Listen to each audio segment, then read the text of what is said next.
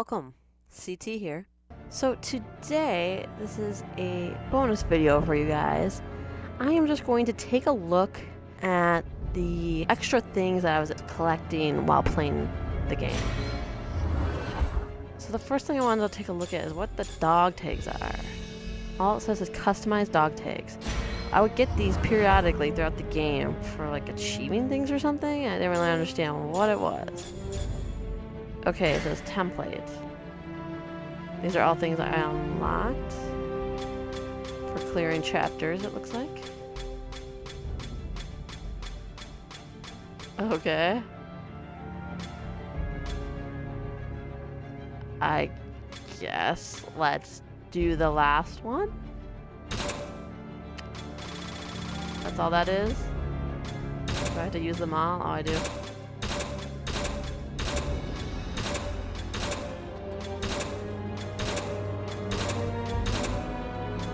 Okay, they're also different shapes. Not sure why he gets wings and the needle, obviously, I get. Not sure why Ada gets a they're so random.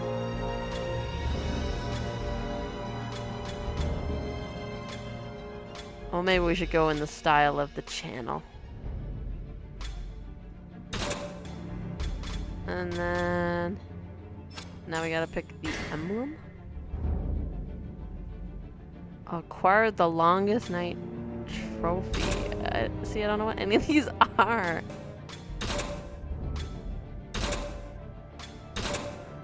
Oh, okay. I bet these are just finishing chapters. Oh, they even say chapter 4 or chapter 5. Okay. I thought so. They sounded like the things I saw pop up after. That one sounds different though, whatever that means.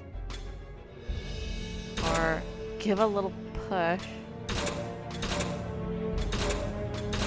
Alright, so these must be random trophies I acquired while playing.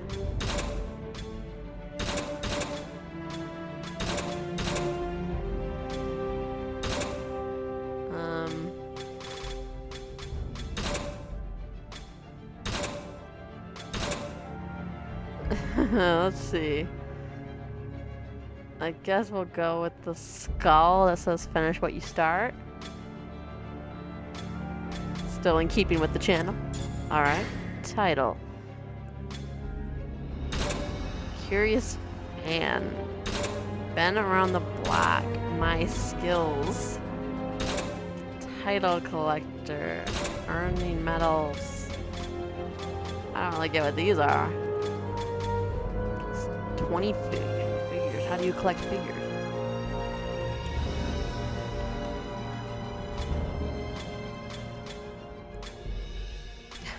Oh no, one away.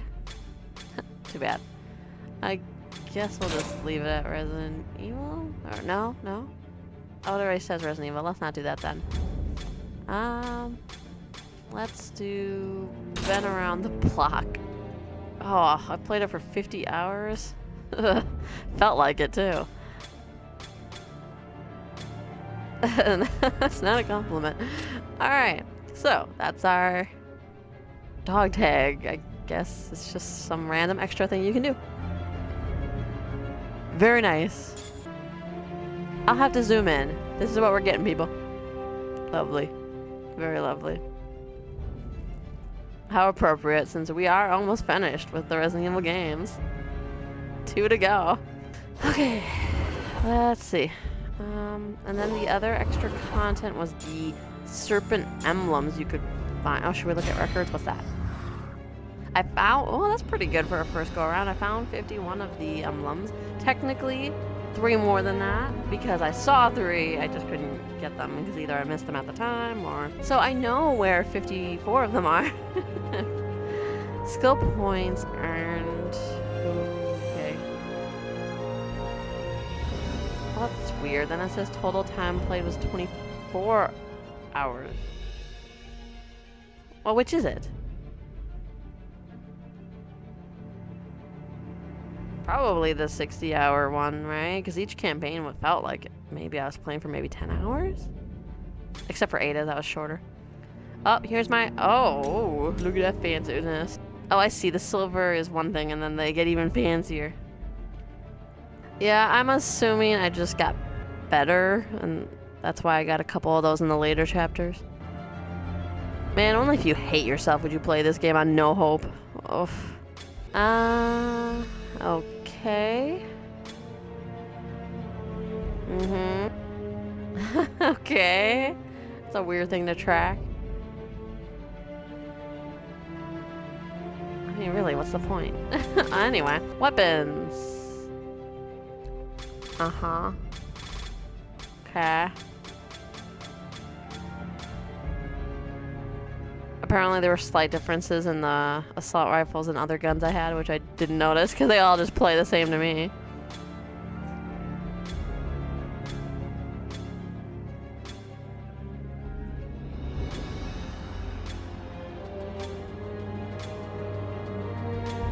Oh, there's one I didn't get. Interesting. Just because I seem to have gotten all the others. So I managed to miss one randomly. Huh.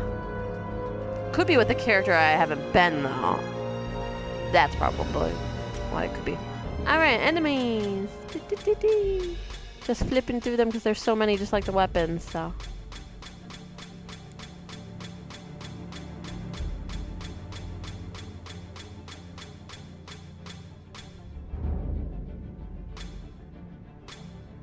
Sorry. There's something else I missed? What? How's that possible? Oh, seriously, see, why are they holding weapons? This is weird. Yeah, I'm stuck in the traditional zombie thing, but what's wrong with that? Traditional zombies are awesome.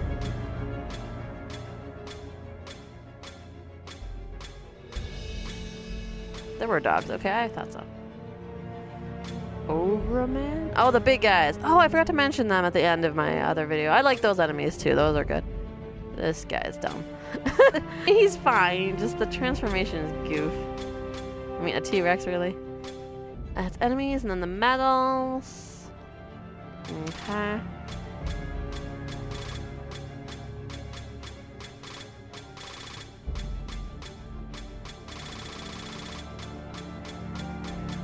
Yeah, these are just different things you can do, and then they reward you for doing them, I guess. See, to me, this game is the epitome of just putting too much into it. You don't need any of this. You don't need the list of the weapons. You don't need the list of the enemies. You don't need the list. Why do you do it? I know they were really going hardcore on the online stuff with 5 and 6, so I bet that's what happened here, is they were really wanting to do the co-op online thing. And that's why they thought their story intersections were going to be so cool, because if you're online, ooh, now you're just meeting 2 other players. No. Yeah, it doesn't work for me. I could be biased because I'm not much of an online player, but I feel like objectively speaking, I can say that that's like only the most bored of people I feel like are going to play this. Okay. That looks like everything for the records. So now let's look at the special features. Collections. Are these my emblems? It does appear to be so. Let's take a look at the emblems. Oh, reading. I guess I'll read these for you guys. These are all my serpent emblems. I found a lot of them. Hang on.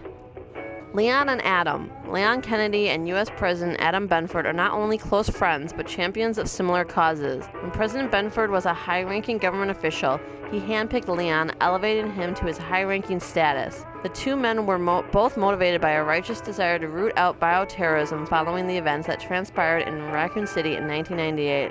Adam had a reputation for being one of the few politicians with integrity, a man of his word, and Agent Kennedy found himself able to trust a man who had never directly faced the evils of bioterrorism. With mutual goals and a mutual respect, they grew close during their 10 years of fighting bioterrorism together. Unfortunately, their friendship is abruptly ended during a biohazard outbreak, one with eerie echoes that mirror the tragedy of Raccoon City, and Agent Kennedy is forced to shoot and kill President Benford.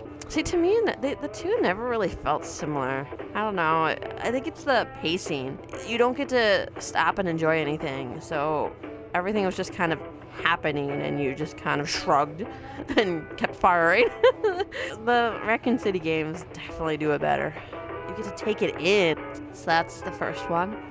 Oh, personally, I have a bit of an issue with the fact that collecting these gets you the story about the characters and the story of the game. That's ridiculous. That should be in the game or just not at all. You should not make people learn what's going on by having to collect things that you might not even be able to find. Field Operations Support. Field Operations Support, FOS, is an organization operating at the highest level of the U.S. government. See, they mentioned FOS at one point that Leon's working for, I think. I had no idea what that was. This is why you don't put this out of your game, guys. It's one of those guide moments. You need the guidebook to understand anything, and that's problematic.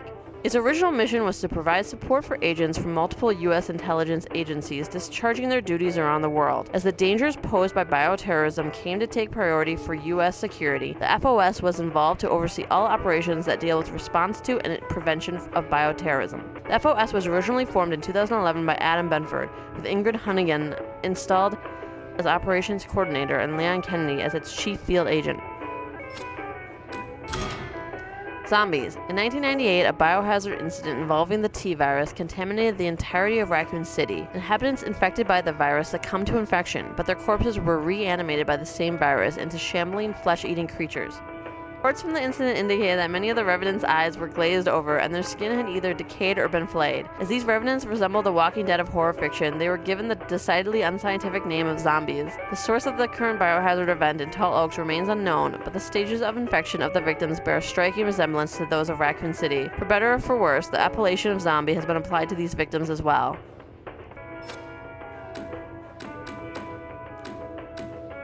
Well, assuming you find them in order, I missed one very early on. Well, I suppose I didn't even really know I was looking for them at that time. Makes sense. Ingrid Hunnigan. Ingrid Hunnigan is a 33-year-old mission coordinator for the U.S. Department of Defense's Field Operations Support. In 2004, she was instrumental in helping Agent Kennedy recover the then-president's daughter from a terrorist group. Level-headed and intelligent, she is competent at hacking into most security systems as well as handling the relevant mission intelligence. She's the guiding voice that successfully delivered Agent Kennedy from many a perilous predicament. Wait, 8, was this 8 years ago?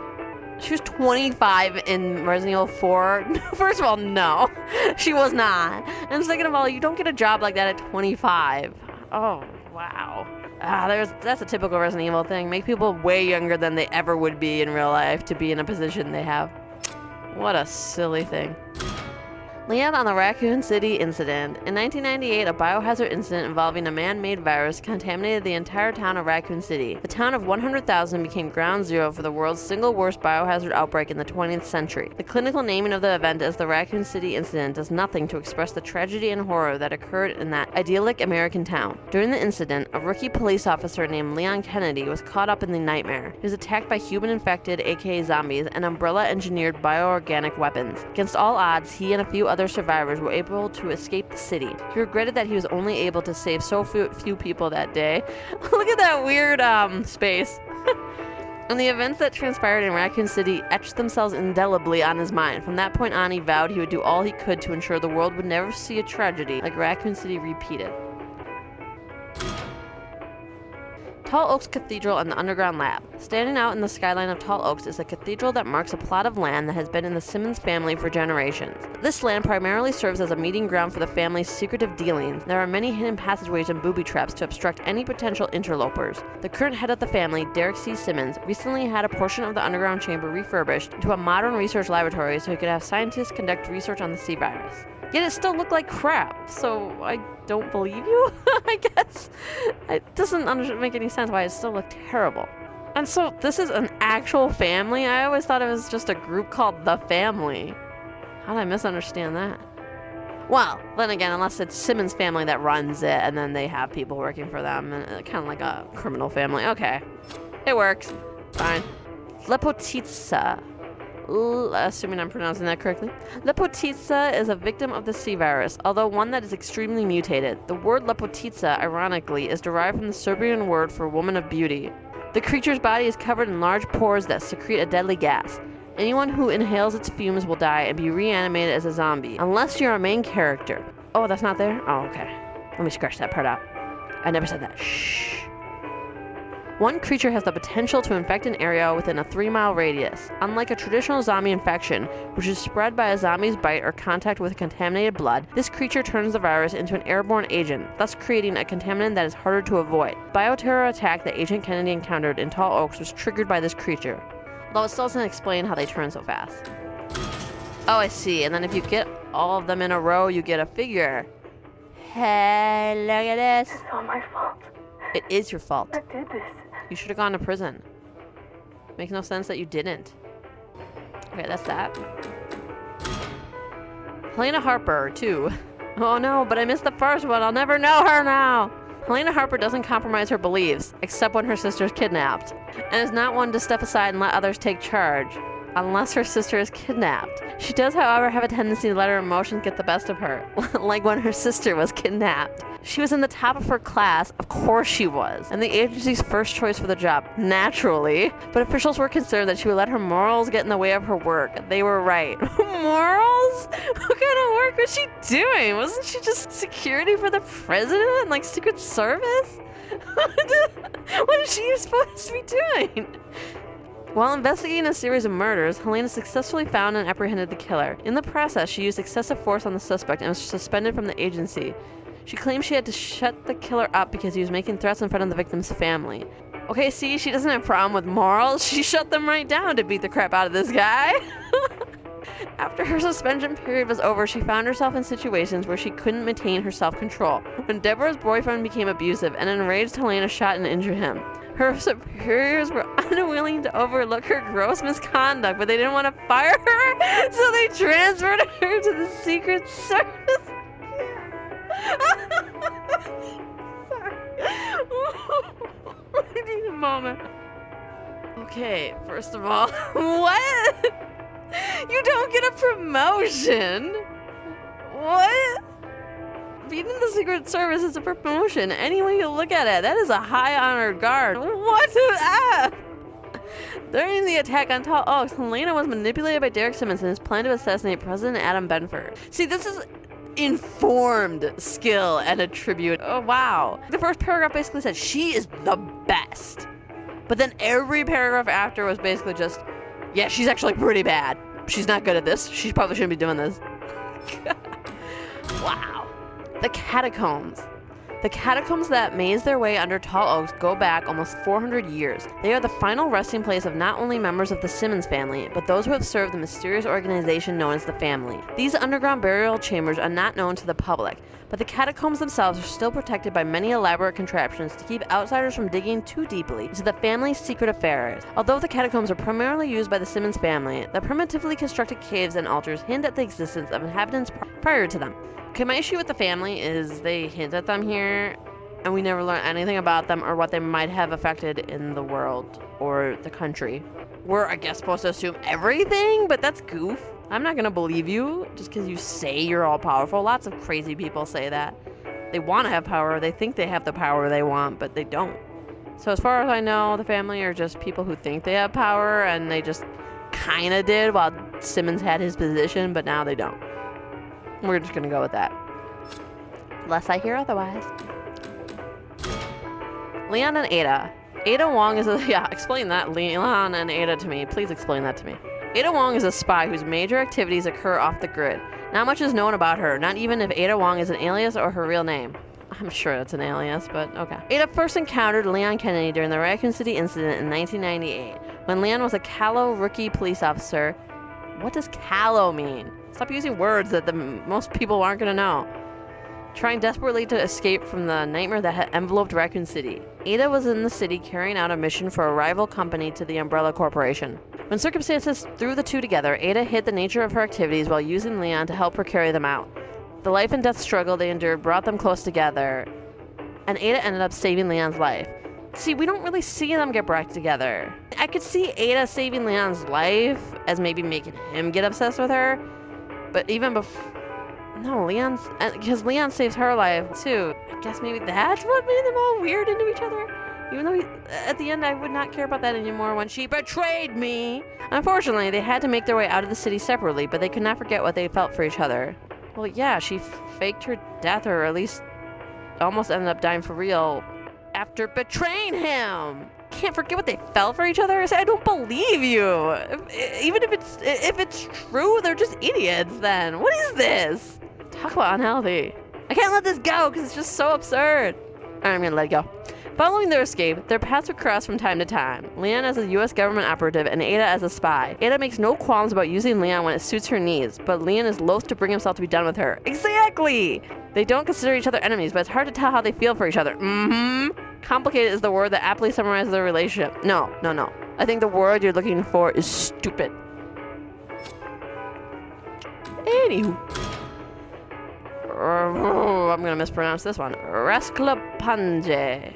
Resclapange is a victim of the C virus, although one that is extremely mutated. Resclapange is derived from the Serbian word for demolition. The smooth white skin that envelopes this creature is an exoskeleton designed to protect the slug-like part of its main body, located in the torso. Even if part of this creature's humanoid form is destroyed, it will not have any effect on the main body and ensnare it. The flexible nature of its structure allows it pass through narrow... Capcom. Proofread. Allows it passage through narrow openings like ventilation ducts and other tight spaces. Its primary weakness is fire, and when it encounters intense heat, its main body will leap out of its humanoid exoskeleton to escape danger. Why demolition? I don't really get that. Derek C. Simmons. Derek C. Simmons, 46 years old, is an aide to the President of the United States. He is a ruthless perfectionist, a personality well disposed to rising to a high echelon of power in government. He is the current head of the family, a secret fraternity of powerful movers and shakers that have manipulated the development of the Western world for centuries. Or so you say. This organization will do whatever is necessary to ensure stability and world order. Fearing the ensuing chaos that would result from President Benford's plan to reveal the truth about the Raccoon City incident, Mr. Simmons orchestrates his own bioterror attack where the president would be but one of the many casualties. And that's another issue with the story in this game. It's goof. I know I keep saying that, but it's just so goofy.